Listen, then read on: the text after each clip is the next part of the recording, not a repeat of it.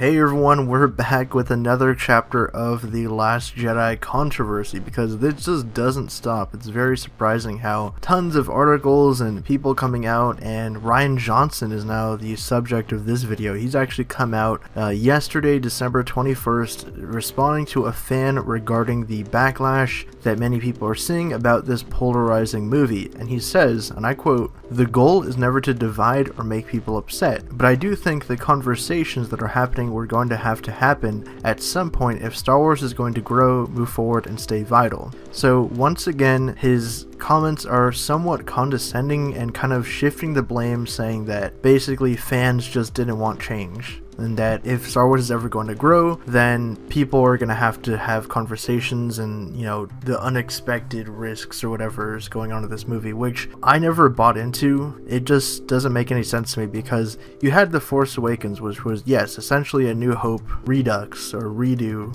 reskinned, whatever you want to call it, which, you know, ultimately people were like, it was kind of meh, but it certainly didn't divide the fan base like this movie has. You had the prequel movies, which were generally bad movies, but people just kind of said, you know, yeah, they're bad and moved on. But this movie has really kind of shaken the Star Wars fandom to a core because of how divisive it is and just the creative decisions that were made. It's just almost mind-boggling how the director can come out and say, you know, my goal was never to divide people or make them upset. But then you look at the movie and it's like all the choices that he made were clearly going to rock some foundations. And especially during filming this movie last year at some point, he had actually posted a photo that is kind of resurfacing now, where he actually was holding up a card that said, "Your Snoke theory sucks." So it's kind of funny now to think in retrospect. It's like, wow, he was telegraphing that so long ago that, you know, he was just going to kind of throw away Snoke. And it seems weird because it's like, just my personal opinion, news aside, whatever, it's weird that he's kind of almost trying to pass the blame on fans and things, saying that, oh, well, you know, you guys built up this movie in your mind for the past 2 years, and it's not my fault that it didn't deliver, but at the same time,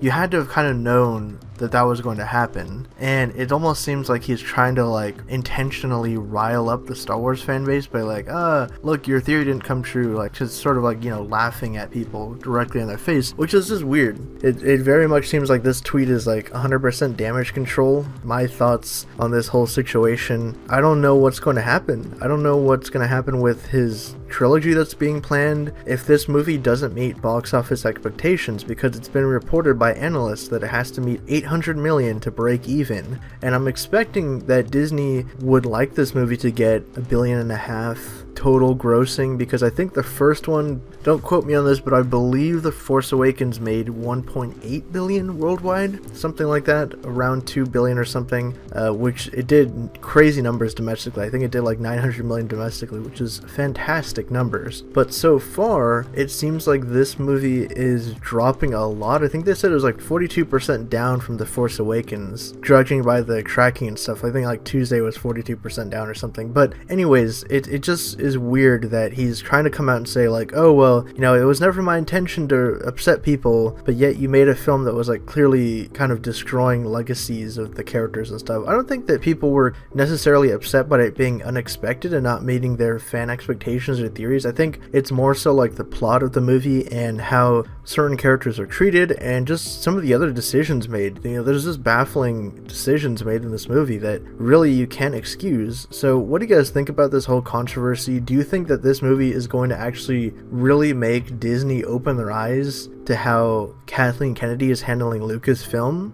and how Rian Johnson's going to helm a new trilogy of films? Does that even happen at this point? Do things get changed? What's going to happen for the future of Star Wars? A lot of questions are up in the air. If this movie doesn't make its money, like it doesn't go $1.5 billion or more, then I think they're definitely going to be rethinking a lot of things regarding his trilogy and Star Wars going forward. But like I said, drop your thoughts down in the usual spot, and for more updates on The Last Jedi and everything Star Wars, be sure to subscribe to Hybrid Network. Thanks again for checking this video out. If you want to get even more updates from us, check out our social media platforms, our website for the latest news and editorials, and if you want to see our content improve and help us out, donate to us on Patreon for exclusive rewards.